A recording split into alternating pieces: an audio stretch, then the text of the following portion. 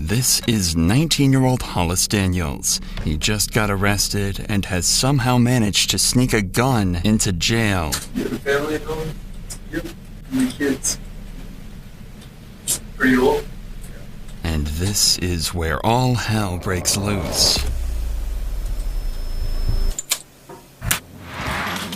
The moment this happens, the entire police station goes into lockdown as officers scramble to make sense of the situation. They have no idea who did this and how something like this can even happen. Hollis, on the other hand, was by this time long gone and thought he was going to get away with it. But little did he know his heinous crime was being recorded every step of the way by hidden cameras. Now the chase was on to catch this cold-blooded teen killer.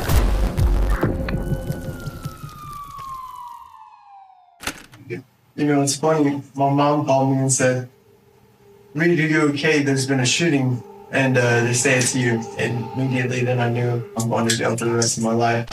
At around 1 a.m. on the 8th of October, Hollis Daniels got into an argument with his friends. Allegedly, Hollis had stolen his friend Leo's gun and at one point even threatened him with it. As Hollis left the house that evening, Leo called the police telling them exactly what happened, and Hollis was pulled over at around 1:30 a.m. Had the traffic stop you're about to see ended even slightly differently, Officer Floyd East Jr. might still be alive to this day.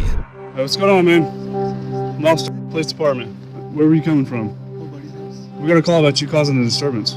Disturbance? Yeah, over at your friend's house. What's your friend's name? Leo? Leo? Yeah. Okay, why is Leo calling us telling us you're messing with him? I have no idea, sir. Because I guess he didn't. I don't know. I'm not sure, sir. Okay. You have any guns or any weapons in the vehicle? Any drugs or anything like that? Step out here and talk to me, man, okay? Okay. Is that necessary, sir? Yeah, it is necessary, okay? Just come stand over here for me, okay? After stepping out, Hollis tells the officers that he did get into an argument with his friends, even getting thrown onto the floor at one point. However, he's adamant that he didn't steal anything from them, especially not a gun. The cops, though, aren't so sure, and want to search his vehicle to prove him wrong. You don't have a gun inside the vehicle? You have a gun on your person? No, sir. No, I pat him down. Yeah, I pat him Do you down. care if we search your vehicle? Yes, sir. I kind of do. For you don't want us to search your vehicle? Yeah, but not because I don't have a gun. I just don't. I don't know what's up to that. It's not necessary. I'm on my way home. No, it is necessary because right now you're involved in an investigation. That's why I'm asking if you have a gun in your car. No. I cannot search your vehicle for a gun. Yes, sir. Okay, then hang on to him. I'm going to go there and see what's going on that side, and I'll be back over here. So, might as well just put him in the back of the vehicle. Okay. All right. Until we figure out what's going on. Okay. As Hollis didn't give consent to search, the officers never ended up looking inside his vehicle. It could have been argued they had probable cause, but in this situation, the officers must have thought it was a gray area and let it slide. Sources say that it's very likely Hollis did indeed have the gun with him in the car, and that a search would have likely recovered the weapon and saved Officer Floyd's life. But instead, Hollis was given a friendly send-off and allowed to return back home. Damn, you said I tried to kill him? Or you said that I said that? Yeah, that's what he told the other officer. You can carry on with your night, man. Get home safe, buddy. Get some new friends. The very next evening, a call came in from a student saying that they'd heard a gunshot and saw another student holding a gun. The cops, of course, took this extremely seriously, as they were worried that he might harm himself or others on the campus. So at 5:59 p.m., Officer Floyd East Jr. conducted a welfare check with his partner. Texas Tech Police Department, we're keying in. Inside, Hollis was nowhere to be seen, but the officers did manage to wake up his roommate, whom they were able to question about Hollis's whereabouts. Hey, what's up, man? What's your name? Andy. Andy? Is that who we're looking for? No, we're looking for Hollis. I just woke up. I'm sorry. That's okay. What do you know about your partner that lives in this room down here? Hollis Daniels? Hollis? I don't know a whole lot about him. Really. I don't know, I haven't really hung out with these guys a whole lot. Okay. Despite the lack of information, though, it wouldn't take long for the cops to find something extremely unnerving that confirms their suspicions. There's a gun right here. Revolver. CO2. Unfortunately for the cops, this isn't the weapon that they're looking for. It's actually just a CO2 gun, and the cops eventually end up coming dry on any real firearms or evidence that one has been discharged here. However, they don't stop on their search, and they instead happen on something that worries them even more. Probably is some drugs and paraphernalia in there, but we can't tell from plain view, so we'll just go ahead and seize all that. And I don't know what those pills are, but there's another in there. And when I was looking inside this box, it looks like there's a little bag with some marijuana, maybe. The cops found small amounts of marijuana and a larger quantity of Xanax concealed in a bottle that was supposed to be for antibiotics. According to his friends, Hollis had recently developed an addiction for Xanax and was illegally obtaining it alongside smoking weed to supposedly treat his anxiety. If that was indeed the case, imagine how nervous he must have felt when he returned home at 6:29 p.m. to see 4 police officers searching his dorm. Hang on, what's your name, bud? Come here, buddy. What's up? What's your name? Andreas. No, it's not. Come on. No, what's going on? We've already talked to your other 3 roommates. We know what they look like. Yeah. That was a good try, though. Hey, stand up for me real quick. Do you have any weapons or anything on you? Interlace your fingers on top of your head. This is the first of 2 searches that will be conducted on Hollis, marking the most pivotal points in this case. From this point onwards, he's never let out of the officer's sight, and he never retrieves a gun from anywhere. It would later come to light that at this very moment, he had a loaded .45 caliber pistol concealed in his waistband. A search should confirm that, but watch what happens when they start to pat him down. Spread your feet out a little for me. What's all in this pocket? Money? Money? Yeah, I can take it out? Yeah. Is it okay to just empty out all your pockets while we're doing this? Do you have... Don't move your hands. No, do you have... Is that necessary? I'm asking you a question. No, I don't consent to it, no. Okay. Somehow, the officers don't find the gun that'll be used to shoot one of these officers in just 1 hour from now. But the cops are clearly still suspicious. He gave a fake name and seems extremely nervous while being searched, tentatively asking to avoid searching in certain places. So what's going on with all the stuff in your room? I smoke pot sometimes, they said, and I have a few pills in there, yes, sir. All that stuff in there's yours? Yes, sir. Yeah. So you don't have a prescription for Xanax? No. 'Cause that's a lot of Xanax for one person. While he's not in cuffs, Hollis seems remarkably calm. So while he's relaxed, they ask him a couple questions about the weapons before they throw him in cuffs. I have I do have a pellet gun, but it's not loaded. Yeah, we saw that too. CO2. Okay. Well, What do you use the CO2 gun for? Honestly, I haven't even loaded it down here. Back home, we used to just shoot squirrels and stuff. I thought it'd be kind of fun, but then I realized I got here, there's not many squirrels here, you know what I'm saying? Then we also got a report of a gunshot. There was no gunshot. In here? That's what we're told. By who? Somebody that heard it. So yeah. Oh, no, yeah, I wasn't even here last night. I was over at my buddy, 28th Street. What time did the shot go off? Because if you look up the police reports from Officer, what's his name? It was Duckworth, Officer Duckworth. We went through this whole thing. Did he write you a ticket or anything? He didn't write me a ticket. He let me go because the whole situation was they thought that I stole their gun, and so then they went and searched my car. You can look and I see you can look at his what time he pulled me over, and I bet that whatever time the gunshot was reported won't actually, because that wasn't.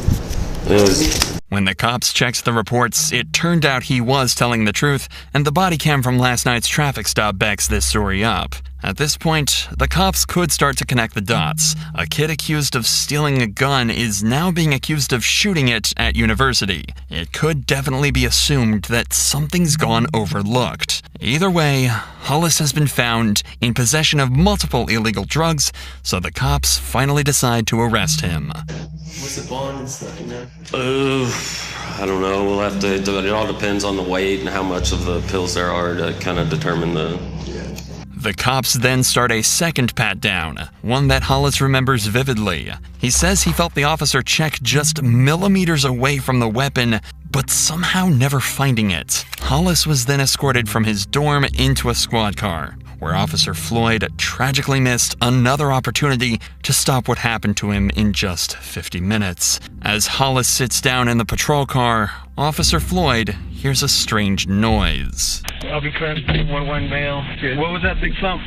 Oh, my handcuffs. That noise wasn't his handcuffs at all. It was actually the sound of his gun falling down the leg of his pants and hitting the floor. As well as lying through his teeth, he was even able to reach down and fully conceal the gun back in his pants before finishing his journey to the Texas Tech PD. When they arrived, a 30-minute countdown full of tragic and negligent mistakes would begin to take place. At 12 minutes past 7, one of the officers says that if Hollis continues to cooperate, they'll remove his handcuffs. If you cooperate with me, we'll go ahead and pull these cuffs off a little bit, okay?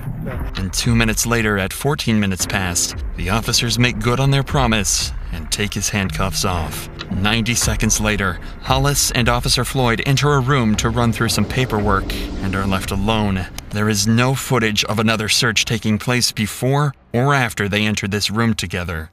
At 7:44 p.m., Hollis asks Officer Floyd 3 questions. You have a family at home? Yep.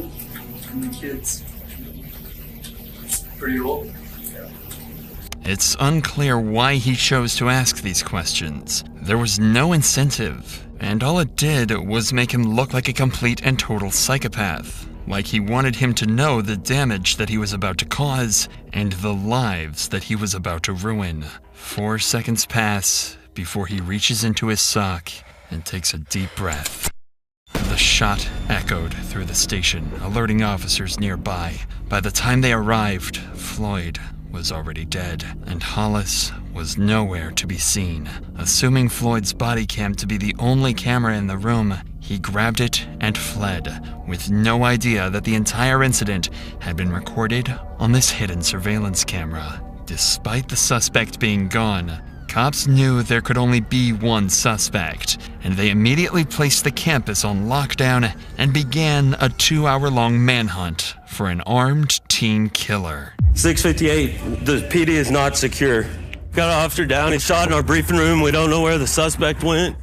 He's about a 19-year-old white male, skinny. What's he wearing?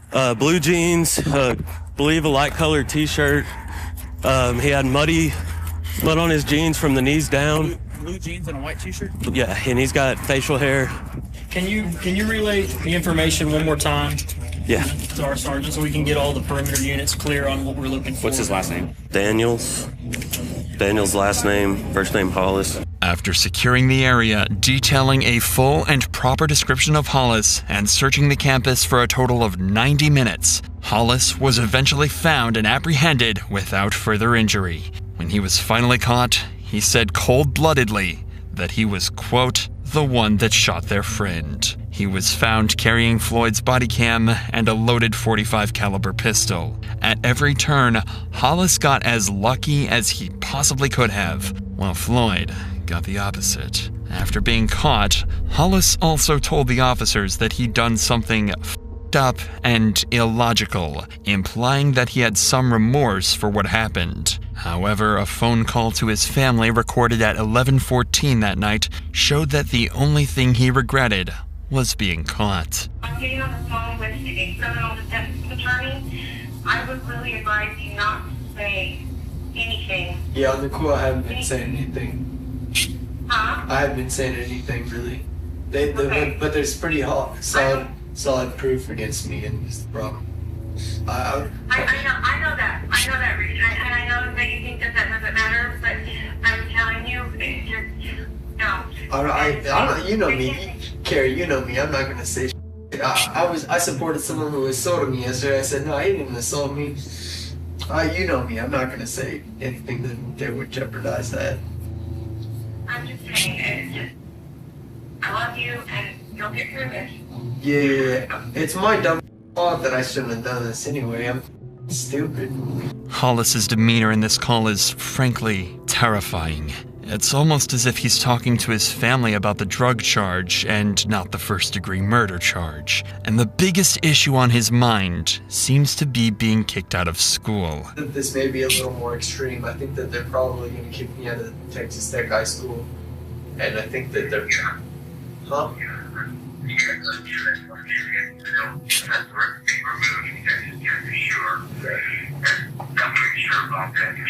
After this call, he was taken by police to an interrogation room, where it seems the reality of the situation finally hits him. Well, you guys know the whole story. What do you think is the most likely possible outcome? Well, I don't know the whole story. I f***ed up. Well, hold on. I'm just. I know it's a bad situation. I got it. Okay. You know, it's funny. My mom called me and said, "Reed, are you okay? There's been a shooting, and they say it's you." And immediately then I knew, you know, I'm going to jail for the rest of my life, dropping out of college. You know what? We got to figure this out first, okay? Yes, sir.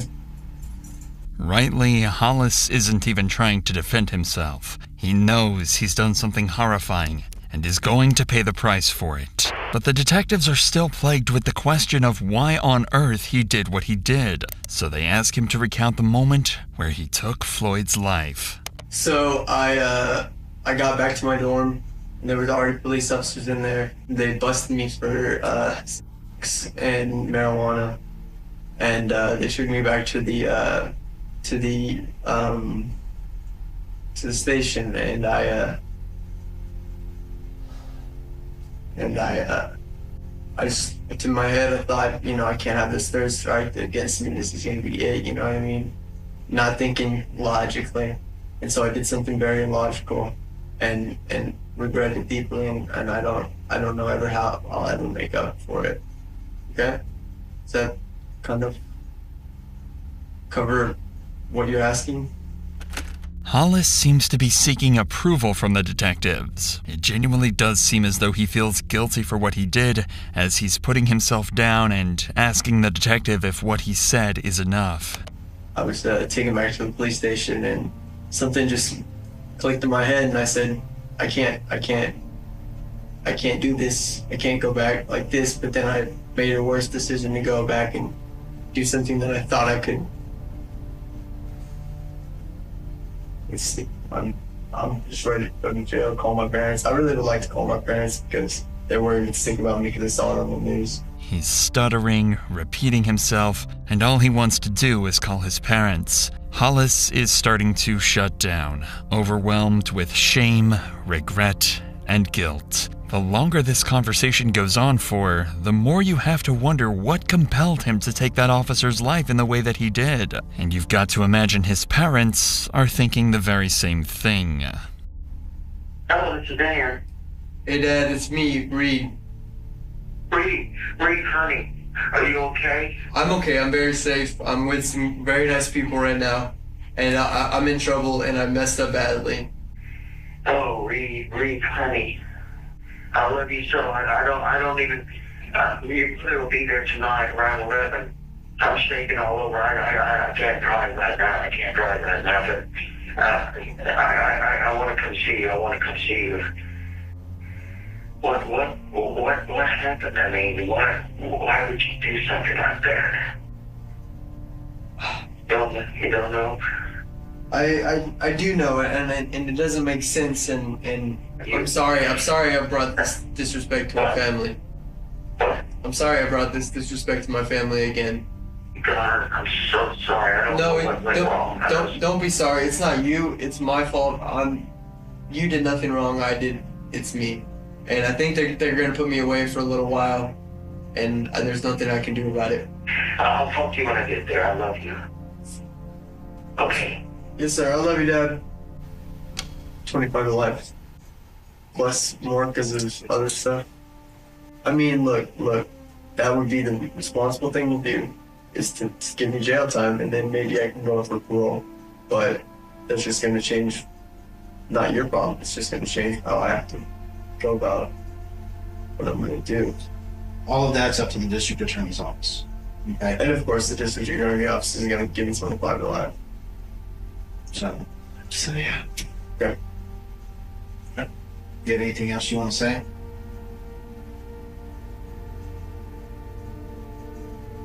I guess not. But Hollis's motive for all of this, though, would be the biggest mystery of all.